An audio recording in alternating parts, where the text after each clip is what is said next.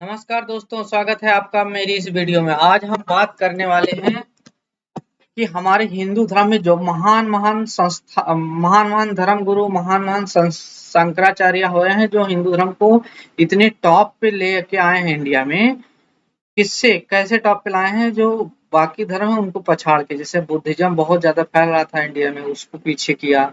ठीक है, इस्लाम को कंट्रोल किया, क्रिश्चियन को कंट्रोल किया, उन सबको कंट्रोल करके हिंदू धर्म को जो आज इस टॉप पे देख रहे हो हिंदू धर्म में इंडिया में, उस पर लाने वाले जो महान महान धर्म गुरु, महान महान शंकराचार्य, महान महान बाबा लोग हुए हैं, संत महात्मा हुए हैं, उनके बारे में बात करेंगे। ठीक है, तो ये आप वीडियो में पहले आप ये देख पा रहे होंगे। पहले इनके बारे में बात करेंगे, यहीं से शुरुआत होता है हिंदू धर्म का उत्थान। दोस्तों इनके बारे में जान लो। इनका वीडियो आपको थोड़ा पिक्चर थोड़ा ब्लर दिख रहा होगा, बट फिर भी बात करेंगे। इनका जन्म हुआ था 720 एडी के आसपास, मतलब इनका टाइम पीरियड 720 एडी के आसपास माना जाता है। इनका नाम आप लोग जानते ही होंगे, फिर भी बता देते हैं। ये जगत गुरु आदिगुरु शंकराचार्य जी हैं। शंकराचार्य जी बहुत बड़े वेदांती थे। इन्होंने बुद्धिज्म का एकदम विनाश कर दिया इंडिया से। बुद्धिज्म से पूरा मतलब वाद विवाद किया, मतलब क्या बोलते हैं उसको, उनको डिबेट किया, उनको प्रवचन किया बुद्धिज्म से। ठीक है, और बुद्धिज्म को हराया इंडिया में। और बुद्धिज्म को हराने के बाद हिंदुत्व को बचाने के लिए उन्होंने 4 धाम की स्थापना की। कहाँ-कहाँ? गुजरात में द्वारिका, द्वारिका, केदारनाथ, ठीक है, रामेश्वर, और एक है आपका उड़ीसा में। ये 4 धाम उड़ीसा में, जो आज लिंगराज मंदिर है वो। तो ये 4 धाम की स्थापना की हमारे जगत गुरु शंकराचार्य जी ने। ठीक है, और उन्होंने एक फिलॉसफी दी थी, अद्वैत फिलॉसफी, मतलब आत्मा और ईश्वर दोनों एक ही हैं, अलग-अलग नहीं है। ठीक है, तो इतनी बड़ी फिलॉसफी दे करके हिंदुइज्म को चारों धाम में प्रोटेक्शन दे करके ये चले गए हमारे, मतलब इनका अंत हो गया, इनकी मृत्यु हो गई। मृत्यु के बाद आते हैं एक महान गुरु, जिनके बाहर फोटो आप देख रहे हैं। इनका फोटो का अभी शिलान्यास, मतलब इनकी मूर्ति का शिलान्यास किया मोदी जी ने किया था हैदराबाद में। ठीक है, ये कौन है? कोई बता सकता है? नहीं बता सकता है तो मैं बता देता हूँ। ये रामानुजाचार्य जी हैं। रामानुजाचार्य जी हैं, जिनका जन्म 1000 एडी के एडी के आसपास माना जाता है। 1000 एडी के आसपास इनका जन्म माना जाता है। रामानुजाचार्य जी हैं। इन्होंने हिंदू धर्म को बहुत पोषित किया, चारों तरफ से पूरा बचा के उसको टॉप पे पहुंचाया। बहुत ही बड़े वेदांती थे, इनसे आगे कोई ठहर नहीं सकता था। इन्होंने उल्टा फिलॉसफी दी, जो आपका शंकराचार्य जी थे, आदिगुरु शंकराचार्य, उनके उल्टा फिलॉसफी दी रामानुजाचार्य जी ने।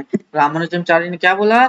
शंकराचार्य ने बोला था कि आत्मा और ईश्वर एक ही है। रामानुजाचार्य जी बोला नहीं भाई, एक नहीं है, दोनों अलग अलग है। मतलब आत्मा आत्मा और गॉड दोनों एक ही हैं। कौन बोला? रामानुजाचार्य जी। फिर भी इनको कॉन्ट्राडिक्ट करने के लिए आगे एक संत हुए हैं, उनके बारे में बात करेंगे। मतलब ये भी हिंदुइज्म को पोषित किए, जो आ रहे हैं अलग अलग तरह से कंट्रीब्यूशन कर रहे हैं। तो इसके बाद आएंगे आपके महान महान दार्शनिक, महान धर्मगुरु, महान एक फिलोसफर, जिनके बारे में बहुत कम लोगों को पता है। ये 1200 एडी के आसपास थे। 1200 एडी के आसपास थे। ये कौन है? ये है माधवाचार्य। कौन? माधवाचार्य जी। ठीक है, माधवाचार्य जी हैं। और माधवाचार्य जी का 1200 ईस्वी की जन्म हुआ। इन्होंने क्या दिया? इन्होंने जो हिंदुइज्म में बहुत बड़े-बड़े काम किए भाई। इन्होंने जो है हिंदुइज्म का पूरा जो संस्था गिर रही थी, हिंदुइज्म का जो कल्चर संस्कृति कम हो रही थी, उसको बढ़ाया। और इन्होंने एक फिलॉसफी दी, विशेष अद्वैतवाद, मतलब ईश्वर और आत्मा अलग है। दोनों ने जो पहले दिया, रामानुजाचार्य और शंकराचार्य के अलावा इन्होंने एक अलग से फिलॉसफी दी, विशेष अद्वैतवाद। ईश्वर आत्मा अलग है, लेकिन दोनों को एक किया जा सकता है। तो ये बीच वाला रास्ते पकड़ लिए। तो इनका पूरा बैलेंस अप्रोच था। ठीक है, ये माधवाचार्य जी थी। ये भी सारे तीनों साउथ इंडिया से थे। आदिगुरु शंकराचार्य भी तमिलनाडु से थे, रामानुजाचार्य जी भी साउथ इंडिया से थे, और ये माधवाचार्य जी भी साउथ इंडिया से थे। उसके बाद एक नए जो आएंगे, उनके बारे में बहुत कम लोगों को पता है कि उन्होंने नॉर्थ इंडिया में भक्ति मूवमेंट का स्टार्ट किया था। नॉर्थ इंडिया में और ये महान संत, महान गुरु, महान संत, महान गुरु, महान आचार्य कौन है, इनके बारे में बहुत लोग कम लोगों को पता है। ये हैं 1400 के आसपास आए थे, ये रामानंद जी हैं। रामानंद जी हैं और इनके ये जो है ये बहुत आप नॉर्थ इंडिया में आके इन्होंने भक्ति मूवमेंट का स्टार्ट कर दिया भाई। और इतने बड़े-बड़े इनके जो शिष्य निकले हैं जिनके बारे में आज आप सब लोग जानते हैं। इनके पहले शिष्य कौन थे? कबीर दास जी, इनके बारे में हम आगे बात करेंगे। और दूसरे जो शिष्य थे रविदास जी, ये इन्हीं के शिष्य थे, रामानंद जी के शिष्य थे दोनों। आगे हम बात करेंगे। जैसे चलिए हम बात करते हैं इनके पहले शिष्य कबीर दास जी के बारे में। ये हैं कबीरा खड़ा बाजार में सबकी मांगे खैर, ना काहू से दोस्ती ना काहू से बैर। तो ये दोहा कबीरदास जी ने लिखा था, जग फेमस बहुत सारे दोहे। वो इनकी फिलॉसफी आज चलती है, एक कबीर पंथ करके एक इनका वो चलता है, धर्म चलता है अलग से, ठीक है। ये बनारस के आसपास इनका मगहर में हुआ था, मतलब मगह बनारस के आसपास इनका जन्म स्थान माना जाता है। और ये बहुत बड़े निर्गुण शाखा के कवि थे, बहुत मतलब संत थे, ठीक है। और ये रामानंद जी चार्य जी के शिष्य थे। इन्होंने निर्गुण शाखा को पोषित करके बोला कि ईश्वर की कोई मूर्ति बनाने की जरूरत नहीं है, ईश्वर हर जगह है, उसकी पूजा ऐसे अब निर्गुण शाखा में किया जा सकता है। ये कबीर, महान कबीर, ठीक है। इन्होंने आज भी क्या दोहे इनके प्रचलित हैं, बड़े बड़े संत महात्मा इनके सामने नमन है, ठीक है। पंडित लोगों की तो बोलती बंद कर देते हैं। जे पाथर पूजे हर मिले तो मैं सूझूं पहाड़, इससे तो चकिया भली पीस खाए संसार। मतलब पथरा पूजने से अगर भगवान मिल जाए तो मैं पहाड़े पूजूं, लेकिन ऐसे मिलते नहीं। इससे अच्छा तो चकिया पीस लो, जिससे पत्थर की चकिया से लोग आटा पीस के खाते हैं, कम से कम भगवान को लोगों को खाना तो देती। ये इनके बड़े बड़े विचार थे भाई। तो समझ सकते हो कि इनके गुरु कौन रामानुजाचार्य जी थे। इनका 1480 के आसपास टाइम पीरियड माना जाता है, ठीक है, एडी के आसपास, ठीक है। इसके बाद आते हैं द ग्रेटेस्ट, इनके जो कलीग थे, जो इन्हीं के साथ पढ़े लिखे थे, रामन जी के शिष्य थे, ये हैं महान कौन, संत महान संत रविदास जी। कौन? रविदास जी। इनका भी जन्म पीरियड कबीरदास के आसपास ही था। इन्होंने दिया मन चंगा तो कठौती में गंगा, ऐसे बड़े बड़े कविताएं दी। ये दलित दलित संत माने जाते हैं। और इंडिया में जब इतना छुआछूत जात प्रथा थी तब ये संत उभर के आया। तो ये एक पॉजिटिव बहुत बड़ा स्ट्रांग मैसेज था दलित आत्मसम्मान के लिए। आज भी दलित के लोग इनका बहुत ही कम्युनिटी में बड़ा मान सम्मान है, बहुत पूजा अर्चना होती है इनकी, ठीक है।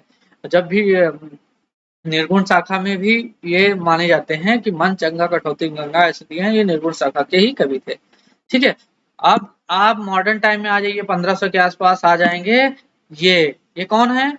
बहुत कम लोग जानते हैं। एक महान संत थे, बंगाल से महान संत 1500 के आसपास हुए।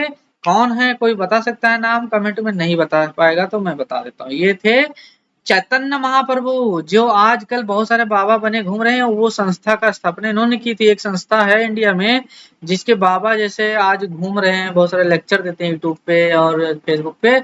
उनके संस्था इस्कॉन, इस्कॉन के संस्थापक थे भाई। इस्कॉन इस्कॉन के संस्थापक कौन थे? ये चैतन्य महाप्रभु। इन्होंने south America, north America, Europe जाके पूरा हिंदू धर्म का प्रचार प्रसार किया। इनके आइडल कौन थे? इनके मेन गॉड कौन थे? कृष्णा थे। कृष्ण को मेन गॉड बनाया और सब कुछ कृष्णा में ही समाहित है, ऐसा बोल के इन्होंने एक संस्था स्थापित की, जो आज भी पूरे दुनिया में चल रही है। इंडिया में तो उसका सबसे बड़ा मंदिर बन रहा है, ठीक है, इस्कॉन का।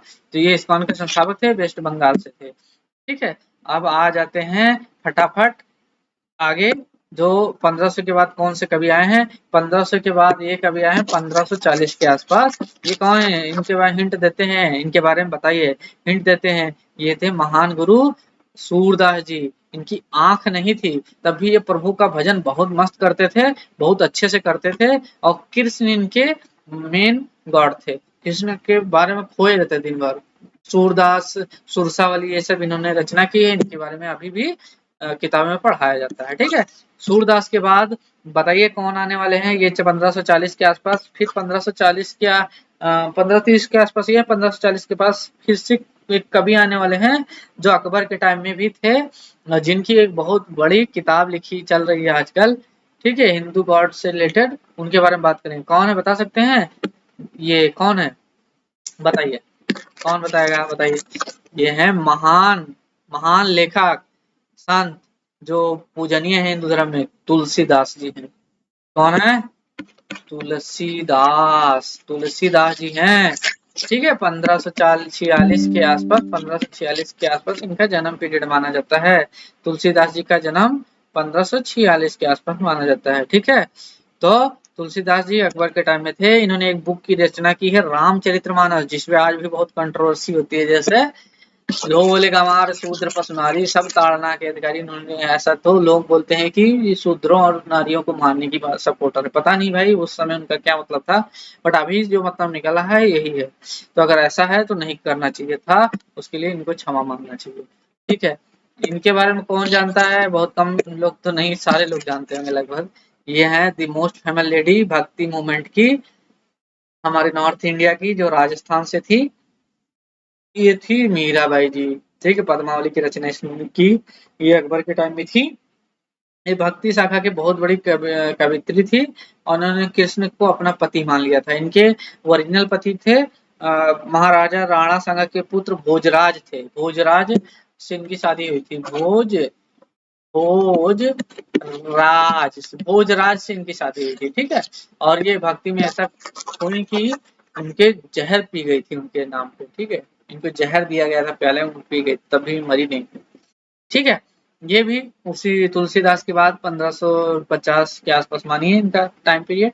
उसके बाद आएंगे ये कवि हैं, इनके बारे में बहुत कम लोगों को पता होगा, लेकिन बता दें कि ये हमारे वेस्टर्न इंडिया के यानी महाराष्ट्र के बहुत महान कवि थे, महान संत थे। ये संत तुकाराम जी हैं। तुकाराम जी हैं, इनके बहुत सारे कोट वगैरह आज भी चलते हैं महाराष्ट्र में। तो ये वीडियो कैसा लगा आप बताइएगा। आप लोगों का बहुत बहुत आभार वीडियो के देखने के लिए, और हो सके तो लाइक सब्सक्राइब कर दीजिए। धन्यवाद।